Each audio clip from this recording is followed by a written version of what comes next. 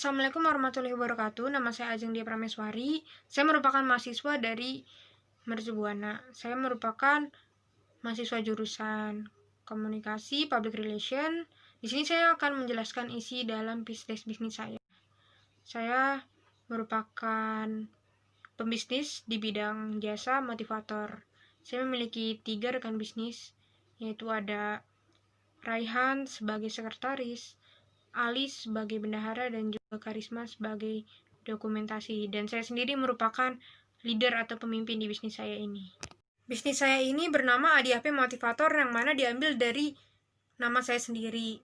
Lalu di sini ada tugas-tugas dan juga wewenang yang ada di tiap tim anggota saya. Seperti saya merupakan leader, di mana saya harus memiliki jiwa kepemimpinan, karena saya merupakan pendiri di dalam bisnis ini. Lalu Raihan yang merupakan sekretaris, dia juga walaupun baru lulus, namun ia telah berpengalaman dalam keuangan, serta Karisma yang merupakan dokumentasi, yang mana ia dulunya juga pernah menjadi fotografer, jadi ia memiliki skill-skill fotografi. Lalu di slide berikutnya ini diberitahu alasan mengapa kalian harus berinvestasi di bisnis saya, yaitu adalah karena bisnis saya ini bertujuan untuk membantu satu sama lainnya, bukan untuk kepentingan pribadi. Jadi, sudah dipastikan kalau bekerja sama dengan ADHP Motivator ini tidak akan terjadi kecurangan atau apapun itu. Dan juga saya sebagai leader di tim ini berusaha sebaik mungkin untuk memuaskan layanan kepada konsumen, sehingga konsumen tidak kecewa dengan layanan yang telah saya berikan. Lalu di slide selanjutnya ini membahas mengenai permasalahan, kasus, dan juga solusi yang dapat dipecahkan dalam permasalahan bisnis saya ini. Seperti misalnya, bisnis saya ini dengan mudahnya tersaingi oleh psikolog. Dikarenakan saya tidak terlalu mempelajari tentang gangguan mental, karena saya merupakan mahasiswa komunikasi, bukan mahasiswa psikologi. Namun, ada solusinya, yaitu adalah dengan memperkerjakan psikolog juga, bekerja sama oleh psikolog, ataupun juga saya juga dikit-dikit telah mempelajari tentang psikologis atau gangguan mental yang terjadi di konsumen, sehingga ketika ia gagal atau apapun itu saya dapat memahami kondisinya. Lalu ada juga seperti banyak orang yang masih meremehkan jasa motivator dikarenakan mereka menganggap tidak terlalu penting, padahal itu sangatlah penting dalam kehidupan kalian semua, dikarenakan memotivasi diri itu sangatlah penting dalam menjalani aktivitas sehari-hari. Oleh karena itu solusinya adalah saya harus berusaha dengan mengiklankan jasa motivator ini kepada konsumen atau target konsumen, sehingga mereka lebih percaya lagi bahwa bisnis motivator ini memang penting untuk kehidupan mereka agar permasalahan yang ada di hidup mereka dapat selesai. Dan juga contoh permasalahan terakhir itu seperti seseorang tidak akan termotivasi oleh orang lain sebelum ia termotivasi oleh dirinya sendiri. Sehingga dari situ saya harus meyakinkan konsumen agar mereka terutama lebih dulu memotivasi diri mereka sendiri terlebih dahulu. Karena sesupport apapun saya, jika mereka tidak terdorong untuk mensupport diri sendiri, maka tidak akan berhasil. Jadi seperti yang sudah dijelaskan, produk yang dihasilkan oleh bisnis saya ini merupakan sebuah jasa, yaitu melayani konsumen guna menyemangati mereka, mensupport mereka agar lebih semangat lagi dalam menjalani aktivitas sehari-hari, dan juga mencari solusi serta memecahkan masalah yang ada di dalam kehidupan konsumen tersebut.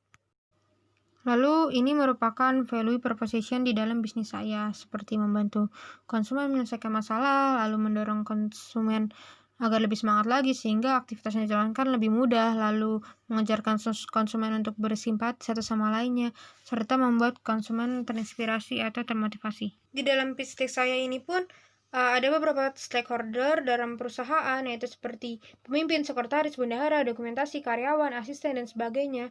Lalu stakeholder di luar perusahaan itu seperti para konsumen, yaitu bisa berupa karyawan, pengusaha, pelajar, ataupun untuk umum. Lalu psikolog, karena psikolog itu dibutuhkan untuk membantu memahami kondisi mental para konsumen.